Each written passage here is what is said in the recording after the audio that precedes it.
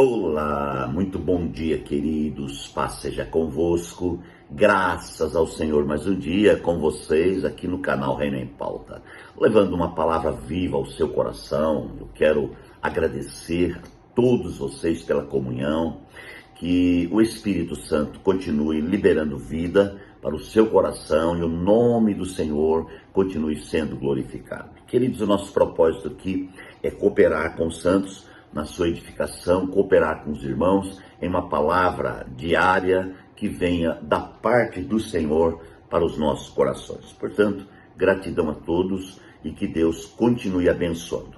A nossa série em curso, queridos, tem um tema que é atitudes absolutas para um Deus absoluto. Realmente é a vida de Deus ministrando em nossa vida e nos levando a ser instrumento vivo de um Deus vivo. Glória a Deus. Eu estou seguindo aqui a caminhada de Elias.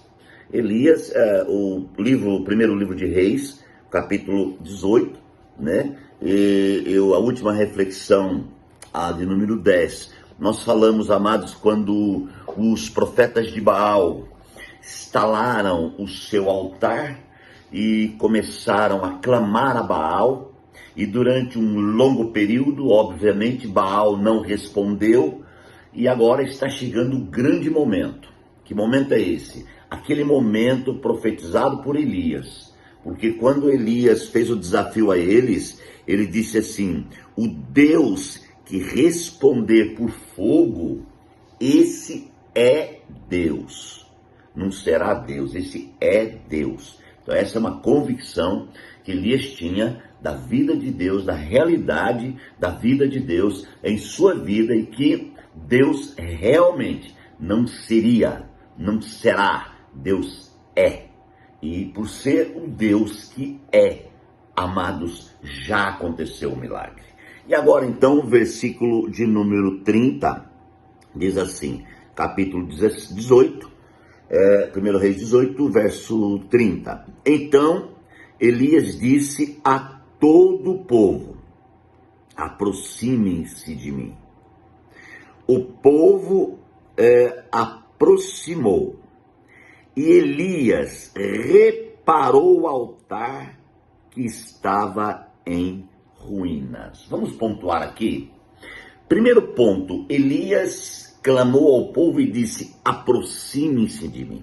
Por que Elias pediu para o povo aproximar? Quando a gente está próximo de algo que vai acontecer, ou de algo assim, amados, a visão fica bem mais clara. Então o povo tinha que ver com os olhos o caminho usado pelo Espírito de Deus através de Elias para que o milagre pudesse acontecer.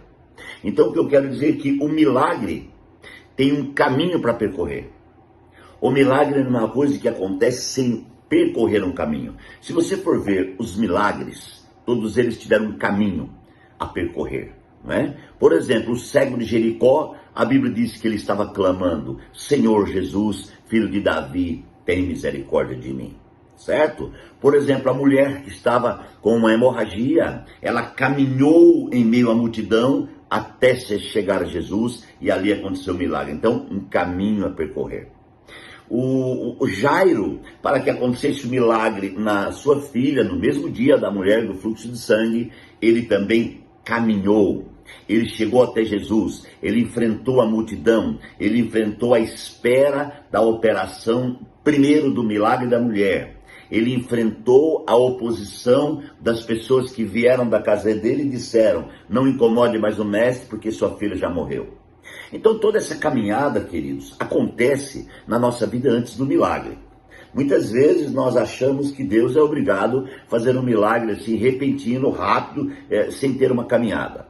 Pontue isso na sua vida, que é muito importante. Então Elias diz ao povo: cheguem perto de mim. Isto é, vocês precisam ver de perto o que Deus vai fazer. Vocês precisam entender no profundo das profundidades o que Deus vai fazer. Vocês precisam entender o profundo das profundidades o que Deus está fazendo nesses dias. Às vezes, parece aos olhos humanos que Deus não está fazendo. mas na realidade Deus está fazendo. Porque a Bíblia diz que Deus tem um caminho até mesmo no meio da tormenta. Porque comumente as pessoas olham para uma tormenta, uma luta, uma batalha e não conseguem ver Deus. Quando que a Bíblia nos ensina a ver Deus também no meio da tormenta, no meio do vento, da tempestade, ali tem um caminho, ali tem uma vontade, ali tem um acontecimento. E Elias então diz: chegai próximo de mim. E todo o povo aproximaram. Olha só, o povo aproximou, vírgula, Elias reparou o altar que estava em ruínas. Bom, a reparar o altar, queridos, eu poderia ministrar aqui muito para os amados irmãos, né? Mas eu queria tentar para algumas situações aqui. Elias reparou o altar. Eu creio que o reparar do altar de Elias tem a ver sim com a parte física, com a parte prática do altar que estava em ruína, tem a ver sim com o movimento dos filhos de Baal, né, dos profetas de Baal, ao clamar, ao tirar sangue até ali de tanto sofrimento para que Baal respondesse. Mas eu consigo entender aqui, irmãos, uma coisa. Elias, ele tinha que reparar algo dentro dele próprio. Se você for ver o contexto, do versículo 22, depois dos 2 pontos, Elias fala uma coisa que não bate, não fecha a fatura. Elias diz assim, então disse Elias, eu sou o único que restou dos profetas do Senhor. Isso não era verdade. E tudo aquilo que não é verdade causa um transtorno no altar. O altar que está dentro de nós. Então, Elias chegou num ponto que eu entendo e creio que ele teve que lembrar, o Espírito de Deus deve ter tocado nele, que aquilo não era verdade. Porque, principalmente, se você tem Deus, se você é absoluto por Deus, como você pode dizer que está sozinho? Como a solidão pode ser uma realidade se eu creio que Deus está em mim? Tá certo, irmãos? Então eu estou vendo por essa visão. Mas, obviamente que Elias também reparou a parte física do altar, que é uma necessidade, que é realmente uma necessidade. Porque o altar tinha que ser mudado, transformado. Afinal de contas, o Deus com D minúsculo, amados irmãos, havia ali um clamor a ele e nada aconteceu. Agora chegou a hora da realidade. Então, para que a realidade aconteça, tem que haver uma preparação, tem que haver uma busca, tem que haver uma ordenação, uma ordem daquilo que está desordenado. Então, Elias reparou o altar que estava em ruínas. Aí, no verso 31, diz assim, depois apanhou 12 pedras, uma para cada tribo dos descendentes de Jacó, que a palavra do Senhor tinha sido dirigida, dizendo, seu nome será Israel. Elias aqui observou um princípio de ordenança, né? Um princípio divino. Deixa eu falar uma coisa para você.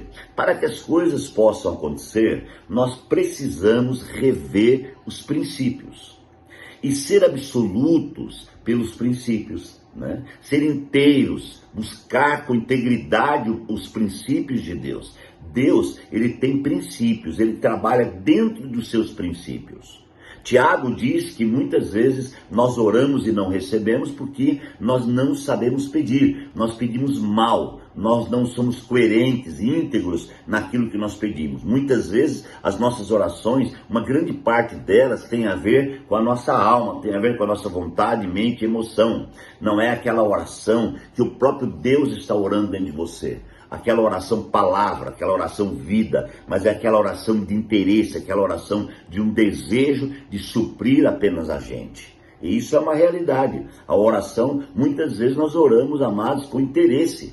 Nós oramos querendo aquilo que Deus pode fazer e louvamos Ele por aquilo que Ele pode fazer e buscamos Ele por aquilo que Ele pode fazer, não por aquilo que Ele é. Esse é um diferencial que nós precisamos ganhar para poder, amados irmãos, entender o plano de Deus e sermos absolutos pelo plano de Deus. Então, ser absoluto, no meu modo de ver, é entender o profundo das profundidades da visão revelada de Deus ao homem. É entender essa questão de Deus e o homem, do homem e Deus. Enquanto nós ficamos navegando, amados irmãos, em uma vibe religiosa, em uma vibe de tradição, em uma vibe de eu acho, eu vejo, recebi a revelação, irmãos, nós não vamos chegar a lugar nenhum. Nós vamos fazer e continuar sendo frustrados. Então, ser absolutos diante de um Deus absoluto é algo real. E Elias, então, aqui, amados, pega uma pedra representando a cada tribo de Israel, e a Bíblia diz que ele organiza essas pedras, né? Aleluia! O que ele faz, amados irmãos? Com as pedras, ele constrói o quê? Um altar em honra ao nome do Senhor. É outro princípio. É construir um altar em honra ao nome do Senhor. Certo, amados? Esse é um princípio muito forte, a construção do altar em honra ao Senhor. Então guarde isso e na próxima reflexão eu vou continuar nesse ponto, nessa visão, para deixar bem claro aqui o propósito de Deus diante desse tema, ser absoluto para um Deus absoluto. Pai, obrigado por mais um dia, por mais uma manhã, que o Senhor esteja abençoando grandemente as nossas vidas e liberando sobre cada uma a tua bênção. Ó Senhor, obrigado, que o Senhor abençoe a vida dos meus irmãos, em nome de Jesus. Que Deus te abençoe e até amanhã, em nome do Senhor.